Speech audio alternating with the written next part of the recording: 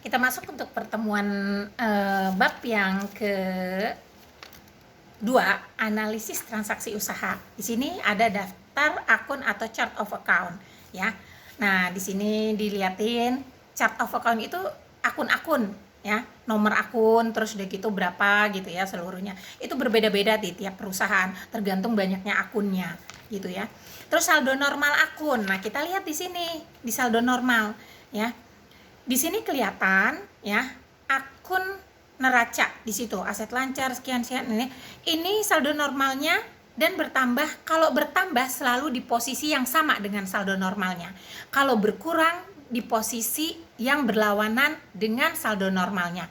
Misalnya aset lancar kan di debit, kalau bertambah di debit juga sama, kalau berkurang ya di posisi yang berlawanan atau di kredit gitu. Terus akumulasi penyusutan itu kan di kredit naruhnya saldonya. Nah, kalau bertambah di kredit, tapi kalau mau berkurang itu di debit, di saldo yang berlawanan. Terus setelah itu hutang, liabilitas atau hutang. Di sini kan saldo normalnya di kredit. Kalau mau menambah hutang itu kita taruh di kredit juga. Tapi kalau hutangnya dibayar itu berkurang, berarti taruh hutang usahanya di debit. Ya.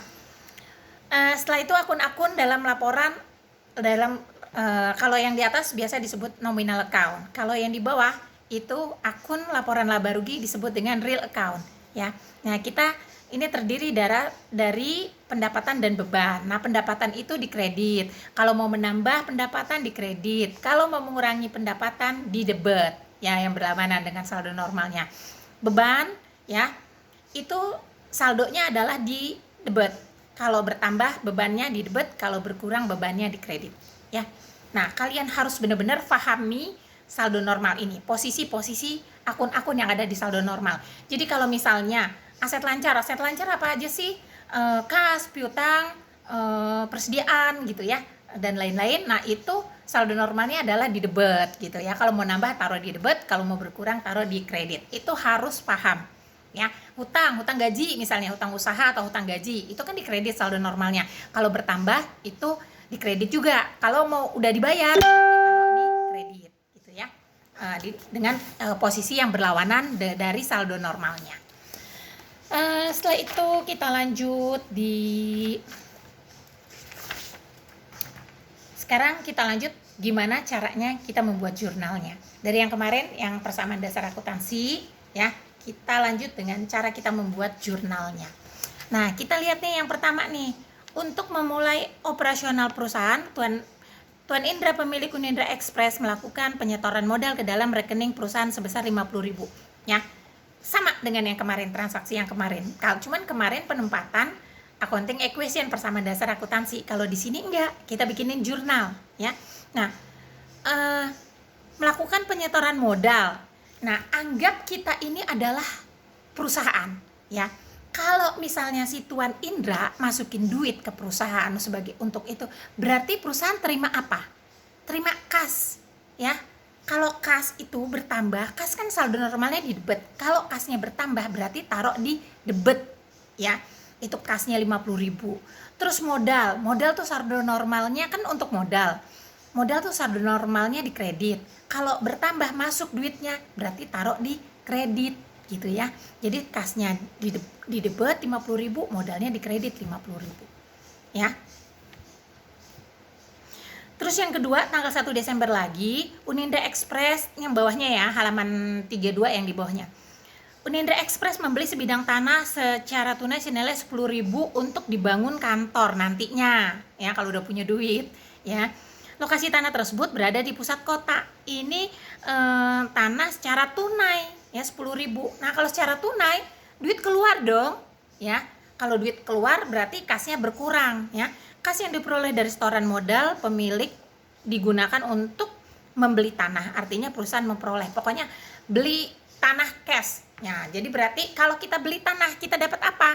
Dapat tanah. Nah, tanah itu kan aset ya. Kalau aset di saldo normalnya di debit dong, ya, di debit. Kalau bertambah berarti di debit. Jadi tanah kita catat di debit tanah. Kita bayar, keluarkan uang tunai dengan cara tunai, berarti kita bayar. kas saldo normalnya di debit. Kalau kita bayar duit kita berkurang, berarti taruh kasnya di kredit ya, sebesar 10.000 untuk pembayaran tanah. 1 Desember, Tuan Indra pemilik Unindra Express membayar polis asuransi sebesar 1.200 untuk jangka waktu 1 tahun.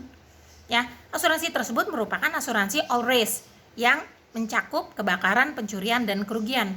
Nah, gini, membayar polis asuransi untuk 1 tahun, nilainya adalah 1.200. Ya, berarti dibayar di muka, dibayar duluan ya, untuk 1 tahun berarti dibayar duluan. Namanya ini apa? Asuransi dibayar di muka. Nah, berarti di debitnya kita catat sebagai asuransi dibayar di muka ya. Di kreditnya ini kan membayar, berarti kita mengeluarkan uang kas, berarti kas kita berkurang. Kalau kas kita berkurang taruh di sisi, atau kalau kas kita keluar taruh di sisi kredit, karena saldo normal kas di debit, kalau kas berkurang taruh di posisi yang berlawanan dengan saldo normalnya di kredit ya.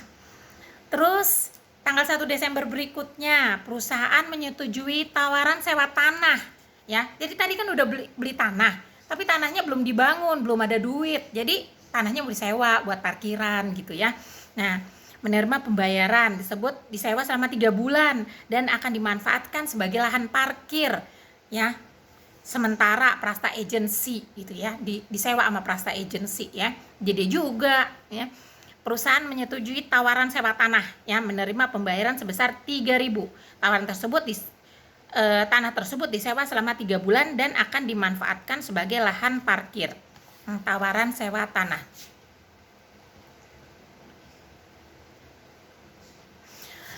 Bayarnya langsung 3 bulan ya. Berarti disewa dibayar di muka gitu ya, sewa diterima di muka ya, bayarnya duluan gitu 3 bulan 3.000. Nah, ini sewa diterima di muka ini merupakan pendapatan sewa buat kita ya, pendapatan sewa, tapi namanya sewa diterima di muka. Nah, kalau pendapatan itu sama dengan pendapatan. Kalau pendapatan kan adanya di sisi kredit ya, adanya di sisi kredit. Jadi kita catat tuh di kreditnya sewa diterima di muka 3.000. Nah, kita terima uang kan? Berarti kita terima kas ya. Di debitnya kita tulis kas ya, karena kita perusahaannya gitu ya.